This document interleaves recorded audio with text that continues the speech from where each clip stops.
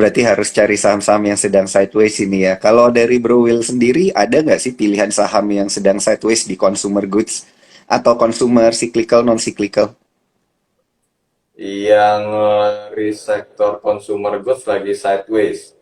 Lagi sideways sih belum ada bro. Cuman mungkin kalau buat contoh study case aja, tapi dari sektor lain ya, dari sektor lain yang bisa budget study case lagi sideways potensi naik, itu bisa perhatikan di BJBR. Ini gue nyari yang sideways mau nggak mau, karena kalau cari yang consumer goods jujur udah pada ke atas candlenya gitu loh. HMSP sendiri gue rekomennya juga dulu, rekomen ke member tuh waktu masih harganya di bawah gitu. Jadi kalau di Iya benar kita sih. kalau kita bilang ini bahan study case atau dicoba beli sekarang kan kesannya kan udah keburu naik gak enak. Jadi kita coba carinya lagi sideways, gue dapatnya sih di BJPR. BJBR ya, kalau kita lihat hari ini naik 2%, tapi emang sih ini kayak dia itu ada bottom-bottom di 1400, setiap kali dia ke sana selalu ada yang dorong gitu ya, ada yang nahan, ada yang nahan. Nah, ini yang kayak gini ya, berarti bener ya polanya ya, Bro. Ya, Nah, jadi Cuan Troopers udah tahu kan besok pagi yang tadi soalnya ada yang nanya besok harus beli apa? Oke, dilihat dulu BJBR. Hari ini 1440 menguat 2,13%. Oke, Bro William, ini banyak banget yang nanya dari tadi terkait dengan sektor rotation ke ya. oil gitu ya. Kan tadi juga ini bagian pembahasan kita. Kalau oil ini MEDC atau apa nih pilihannya Bro William nih? Kalau oil kita sih udah dari awal tahun ya, betul itu di WA Project pas 1 Januari kita buat semacam kayak market outlook ya sepanjang 2022. Kita emang jagoin oil dan secara khusus yang kita pilih itu langsung tiga-tiganya ya. Akra, Medco, sama Elsa. Itu tiga-tiganya jagoan kita untuk 1 tahun ini. Jadi kalau ditanya prefer mana, gue sih prefer ketiganya untuk diversifikasi sekaligus gitu loh. Karena memang kita melihat potensi saham oil daripada fokus satu doang kan memang sentimennya lagi kuat banget. Kalau misalnya mau cari yang offsetnya paling mantap ya karena faktor fraksi harga mungkin Elsa pilihannya. Yang lebih moderat Akra atau Medco gitu. Cuma Akra lebih stabil atau chart lebih kelihatan udah naik. Yang baru mulai jalan Elsa sama Medco. Nah, tinggal ke preferensi masing-masing aja. Cuman overall ketiganya udah kita jagoin dari awal tahun sih. Jadi menurut gua susah untuk pilih mana yang paling bagus dari tiga-tiganya. Menurut gua ketiganya oke. Tinggal pilih dari masing-masing teman-teman di sini sukanya mau yang dari fraksi harganya lebih kecil misalnya kayak di Elsa atau yang lebih tinggi fraksi harganya pergerakannya lebih nyantai misalnya di Akra atau yang di Medco misalnya yang tengah-tengahnya gitu. Oke, oke, oke. Medco ya. Kalau kita lihat Medco MEDC. Saya sambil lihat juga ya Bro William ya. Ini supaya para cuan troopers juga bisa memilih dan juga bisa melihat MEDC itu tadi Bro William bilang rekomendasinya ambil di tengah-tengahnya gitu ya. Wah, ini masih loading nih. Tapi pokoknya ini dari awal tahun memang udah recommended dari WH Project dan secara pergerakan harian ini udah menguat 7,6% dan secara year to date sendiri ini kalau kita lihat oke ini lagi loading loading loading ini pasti biasanya soalnya saham-saham yang disebutin sama Bro William tuh dari year to date biasa udah terbang-terbang duluan nih. Ini udah enggak oke, lagi ada masalah jaringan. Kita lanjut dulu deh. Apakah kalau sektor energi yang lain ini gimana? Kayak coal misalnya. Apakah coal ini sudah sunset? Banyak yang kemudian membeli di Doit gitu dan kemudian Doitnya tembus di bawah 400 gitu. Nah, ini gimana ini, Bro? Kalau menurut gua berhubung ini udah bukan 2021 ya. Kalau 2021 call tuh jagoan gua. Tahun ini memang gua juga sudah kasih tahu banyak orang bahwa call itu udah mulai overpriced. Dalam hal ini gue bukan ngomongin fundamental ya, karena gue nggak punya basis fundamental. Tapi lebih kepada gue melihat akumulasi yang semakin menurun. Sehingga itu menunjukkan bahwa sudah jenuh beli. Kondisi kayak begitu ya alamat turun gitu istilahnya kan. Jadi menurut gue itu udah menunjukkan akan overpriced gitu. Jadi kalau call ditanya sunset gak tahun ini? Menurut gue iya sih malah kalau tahun ini ya. Jadi menurut gue jadi kurang menarik aja. Bahkan kalau kita compare dari tahun lalu kan naiknya juga ada beberapa yang udah wager. Jadi kalau udah lagi naik begini baru pada ngarep apa namanya, masih ada upside lagi, mungkin masih dapat. Cuman antara upside-nya tipis atau malah sial-sial terbeli di harga tertinggi sebelum turun gitu loh. Ini karena kondisinya udah berbeda gitu. Kalau tahun lalu memang benar-benar underprice semua itu saham-saham call, akumulasinya kuat banget. Kalau sekarang kurang ya, malah cenderung lebih bahaya menurut gua. Saham call udah itu ya, udah agak berbahaya ya. Berarti ini udah apa sih istilahnya? Udah bukan komoditi super cycle lagi ya maksudnya. Gua kurang ngerti sih komoditi super cycle sih. Jadi mungkin kalau lebih kepada kalau kita beli saham komoditi cuannya gede ya super cycle kali ya gitu ya. Kalau udah mulai menurun ya berarti udah nggak super cycle kali gitu. Gua kurang ngerti super cycle itu gimana. Oke, siap. Tapi jangan lupa ya, karena saham itu bisa dilihat dari berbagai sisi, nggak cuma fundamental, dari sisi teknikal juga oke kok ya kalau caranya benar. Oke, Bro William, untuk saham-saham call berarti ini masih sunset. Berarti apakah sikap cuan troopers ini sebaiknya udah jual dulu aja, take profit dulu aja gitu. Mungkin akhir tahun lagi baru dibeli atau gimana nih? Boleh aja sih kalau misalnya mau kayak gitu. Gue juga ada beberapa saham yang menurut gue masih ada dari saham sektor call masih ada beberapa yang sebenarnya kalau dibilang udah hancur banget, cuman dari sisi chart iya, tapi ada beberapa yang masih diakumulasi ada nggak? Ada, misalnya kayak PTBA gitu-gitu kan. Doit juga sebenarnya masih termasuk saham yang diakumulasi. Cuman memang kita bicara chart itu turun semua kan. Pilihannya kembali lagi antara mau di averaging down atau ya udah dilepas dulu gitu kan. Namanya kalau misalnya gini, kalau kita trading kita nggak bisa ngotot dengan tren karena kita bukan satu-satu yang gerakin harga gitu. Jadi kalau misalnya suatu ketika saham yang kita beli memang mau turun, kita lepas dulu nggak apa-apa. Nah, kayak tadi yang gue bilang di awal, pilihannya antara trading di saham lain dulu sambil nyari-nyari duit lagi gitu kan, atau tungguin di saham yang lagi turun ketika momentumnya balik baru beli lagi gitu. Ada dua pilihan aja sih kalau untuk saham yang lagi menurun gitu. Mantap, Bro Will. Ini kalau Ya, saham-saham call emang lagi banyak tantangan gitu. Dan hmm. tadi lu bilang juga sektornya itu ada di consumer dan juga oil. Ini kalau sektor-sektor lain gimana? Teknologi juga sunset ya? Nggak ada sektor rotation ke sana kah sampai akhir tahun? Sektor rotation itu sih nggak bisa diukur time frame-nya. Misalnya kayak tahun ini, sektor rotation tuh cepet banget berubahnya ya. Terhitung dari awal Januari aja, gue udah nemuin 3 kali sektor rotation. Pertama kali di awal tahun tuh di finance, bukan index finance berarti perbankan ya, sorry perbankan. Terus di pertengahan first quarter itu pindah ke healthcare. Saham-saham model kayak Mika, Hill, Silo tuh naiknya cepet ya.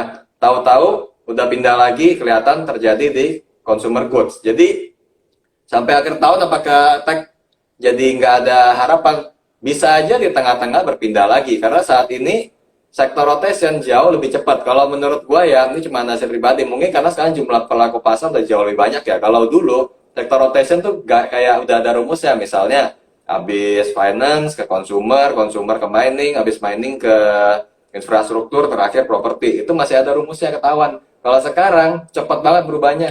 Jadi untuk pertanyaan tadi, apakah tech sampai akhir tahun jadi nggak ada sektor rotation? Mungkin aja ada. Gue percaya ada. Apalagi sekarang sektor rotation itu cepat banget bergeraknya. Beberapa bulan kemudian udah kelihatan lagi.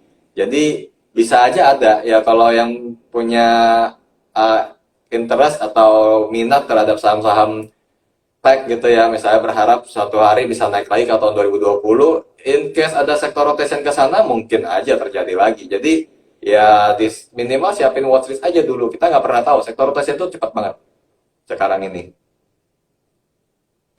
Iya, ya. Semenjak pandemi sektor rotation ini benar berarti ya jadi makin cepat ya, Bro William. Tuh, Oke. Ini ada makanya itu, kalau dan pertanyaan. ngantuk ya.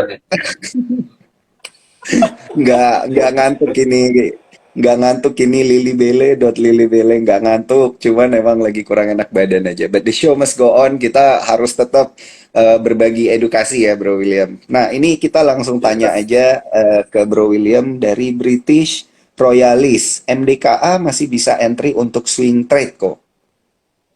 Coba kita lihat saatnya kita buka grafik kalau gitu. MDKA untuk apa namanya?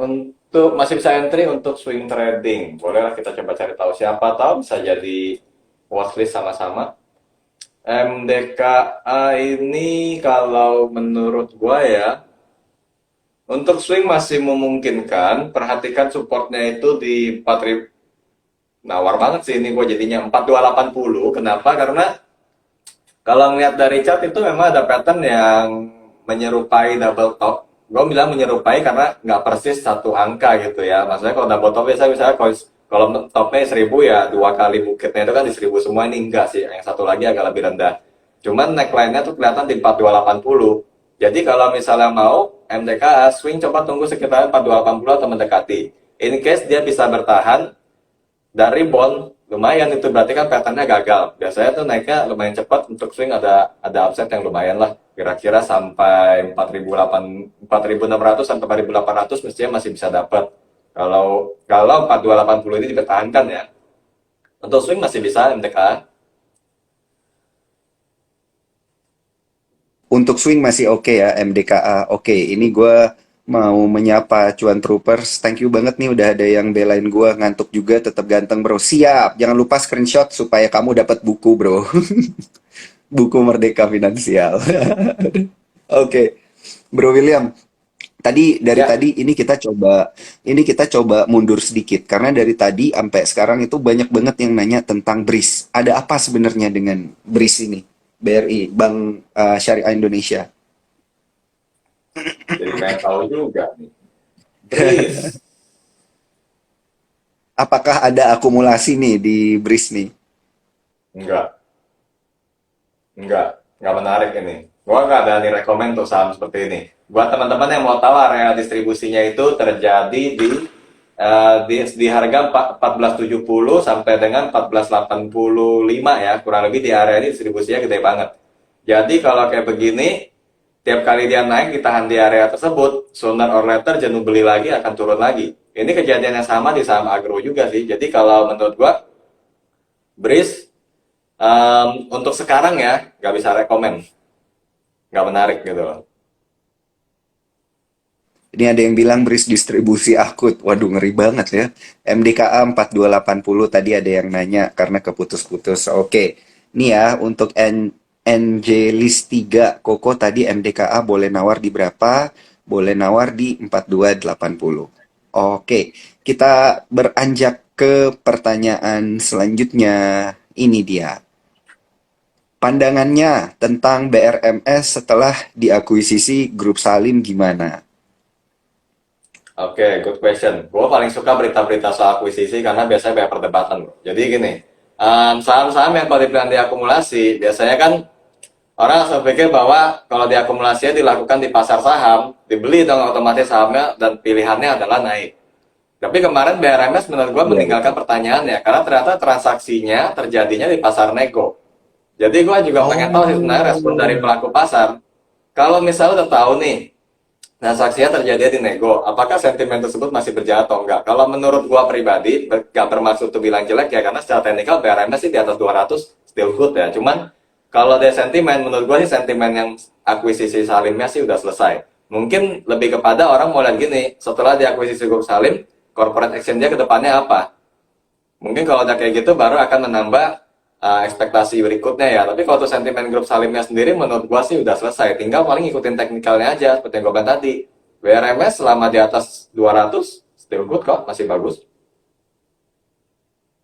Itu ya tadi angkanya selama di atas angka 200 still good. Berarti kalau misalnya dia break support ini udah harus lepas dulu gitu ya. Udah mulai berbahaya gitu ya. Karena berarti ini udah masuk fase distribusi. Bener nggak nih bro? Biasanya begitu. Kalau nggak distribusi Mm-mm. ya bahasa halusnya kita bilang sell on news gitu kan. TP-TP itu ya, take profit mematikan lah ya, yang kayak gitu-gitu biasa. Oke, ini ada pertanyaan menarik di kolom komentar kita dari Rosni Wibowo. Antam dan tim, sih ya kita belum bahas nih, nikel-nikelan bro. Tadi MDKA untuk itu ya, metal, ini sekarang pertanyaannya Antam dan juga tim seperti apa? Info juga Oke, deh gua kalau sekalian bahas. bro. Oke. Udah lama ya kita nggak bahas-bahas Iya, kayak gini. Oke. udah lama gue nggak nanya-nanya. Jadi mohon maaf nih, Bro William. Biasanya kita ngobrolnya di TV ya kemarin ya di CNBC gitu. Iya, Sekarang bakal lebih sering di konflik Sukon iklan. kita ngobrol. Iya, konflik iklan kan. Silakan, silakan. Bagus kan sama Pak? Ayo, gitu kan. Oke, kita coba lihat. Dari ketiganya, Antam Tins Inco, Antam chart paling jelek. Ya, kalau kita ngomong chart dulu aja, itu tembus support di 2270 udah jelek banget. Tins masih the best sih dari ketiga ini.